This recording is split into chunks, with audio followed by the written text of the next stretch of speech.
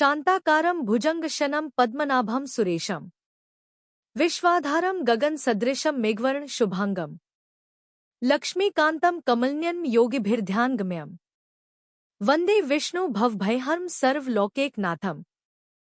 जय श्री राधे कृष्णा। आप सभी का हमारे YouTube चैनल पर बहुत बहुत स्वागत है। आइए आज सुनते हैं पापांकुशा एकादशी व्रत की कथा। तो प्रेम से बोलिए एकादशी माता की जय, भगवान विष्णु और माता लक्ष्मी की जय। धर्मराज युधिष्ठिर कहने लगे कि हे भगवान, आश्विन शुक्ल एकादशी का क्या नाम है? अब आप कृपा करके इसकी विधि तथा फल कहिए। भगवान श्री कृष्ण कहने लगे कि हे युधिष्ठिर, पापों का नाश करने वाली इस एकादशी का नाम पापांकुशा एकादशी है। हे राजन, इस दिन मनुष्य को विधिपूर्वक भगवान पद्मनाभ की पूजा करनी चाहिए। यह एकादशी मनुष्य को मनवांछित फल देकर स्वर्ग को प्राप्त कराने वाली है। मनुष्य को बहुत दिनों तक कठोर तपस्या से जो फल मिलता है, वह फल भगवान गरुड़ ध्वज को नमस्कार करने से प्राप्त हो जाता है। जो मनुष्य अज्ञानवश अनेक पाप करते हैं परंतु हरि को नमस्कार करते हैं, वे नरक में नहीं जाते। विष्णु के नाम के कीर्तन मात्र से संसार के सब तीर्थों के पुण्य का फल मिल जाता है। जो मनुष्य शांग धनुषधारी भगवान विष्णु की शरण में जाते हैं, उन्हें कभी भी यम यातना भोगनी नहीं पड़ती। जो मनुष्य वैष्णव होकर शिव की और शैव होकर विष्णु की निंदा करते हैं, वे अवश्य नरकवासी होते हैं। सहस्रों वाजपेय और अश्वमेध यज्ञों से जो फल प्राप्त होता है, वह एकादशी के व्रत के 16वें भाग के बराबर भी नहीं होता है। संसार में एकादशी के बराबर कोई पुण्य नहीं, इसके बराबर पवित्र तीनों लोकों में कुछ भी नहीं। इस एकादशी के बराबर कोई व्रत नहीं। जब तक मनुष्य पद्मनाभ की एकादशी का व्रत नहीं करते हैं, तब तक उनकी देह में पाप वास कर सकते हैं।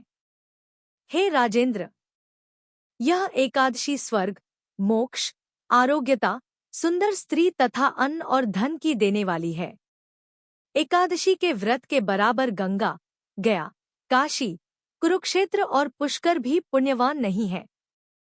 हरिवासर तथा एकादशी का व्रत करने और जागरण करने से सहज ही में मनुष्य विष्णु पद को प्राप्त होता है।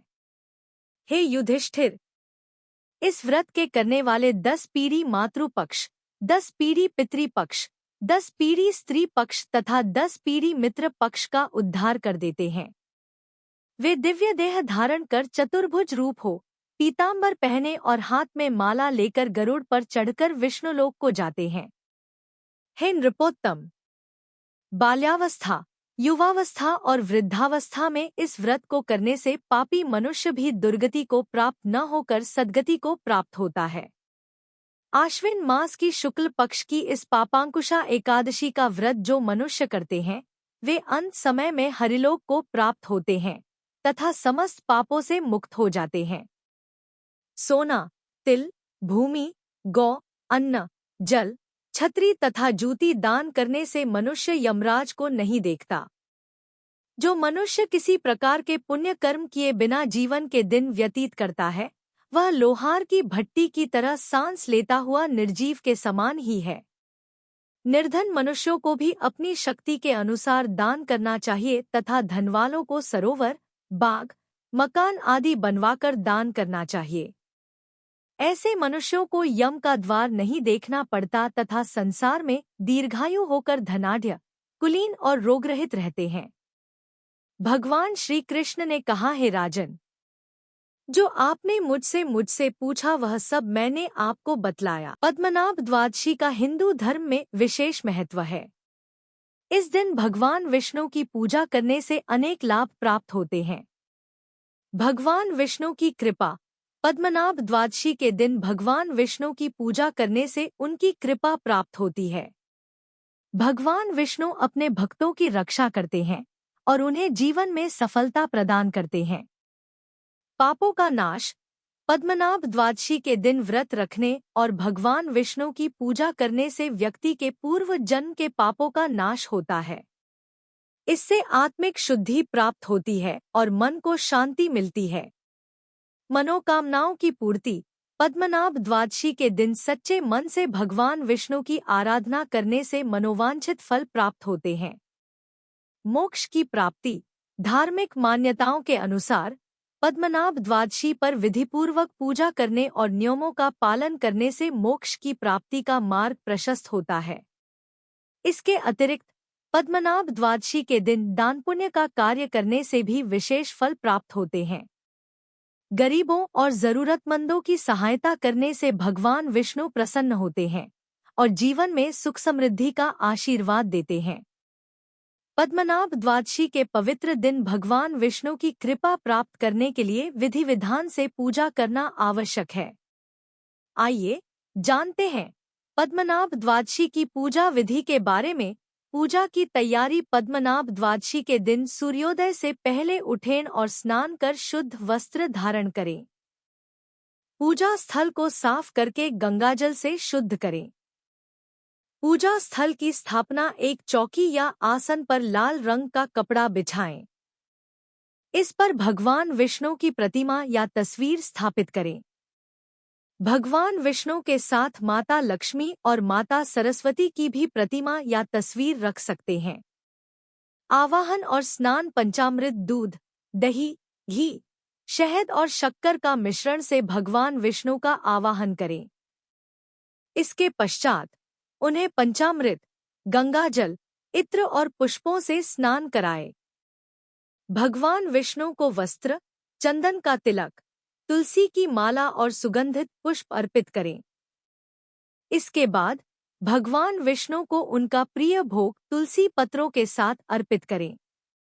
आप मंत्र जाप। पद्मनाभ द्वादशी के दिन नमो नारायणाय मंत्र का जप कर सकते हैं। इससे विशेष फलदायी होता है। आप विष्णु सहस्रनाम का पाठ भी कर सकते हैं। पूजा के समापन में भगवान विष्णु की आरती करें। आप घी का दीपक जलाकर आरती कर सकते हैं और भगवान विष्णु के भजनों का पाठ कर सकते हैं। पूजा के अंत में भगवान विष्णु की प्रतिमा या तस्वीर की दक्षिणावर्त दिशा में प्रदक्षिणा करें। पद्मनाभ द्वादशी व्रत। कई भक्त पद्मनाभ द्वादशी के दिन व्रत भी रखते हैं। इस दिन केवल फलाहार का सेवन किया जाता है। व्रत का पारण अगले दिन यानी त्रयोदशी तिथि पर सूर्योदय के बाद किया जाता है। पद्मनाभ द्वादशी से जुड़ी एक पौराणिक कथा है जो भगवान विष्णु के शेषनाग पर शयन करने का वर्णन करती है। कथा के अनुसार सृष्टि के रक्षक भगवान विष्णु क्षीर सागर में शेषनाग पर शयनरत थे। उनकी नाभि कमल के पुष्प के समान है, जिससे भगवान ब्रह्मा का जन्म हुआ। भगवान ब्रह्मा ने भगवान विष्णु की स्तुति की और उनकी कृपा प्राप्त करने की इच्छा जताई। भगवान विष्णु भगवान ब्रह्मा की स्तुति से प्रसन्न हुए और उन्हें दर्शन दिए। माना जाता है कि यही वह दिन था जब भगवान विष्णु अपने पद्मनाभ स्वरूप में प्रकट हुए थे। इसी पौराणिक कथा के उपलक्ष्य में हर साल कार्तिक मास के शुक्ल पक्ष की द्वादशी तिथि को पद्मनाभ द्वादशी का पर्व मनाया जाता है। तो आपको यह कथा कैसी लगी कमेंट्स करके जरूर बताएं। जय श्री हरि। राधे राधे।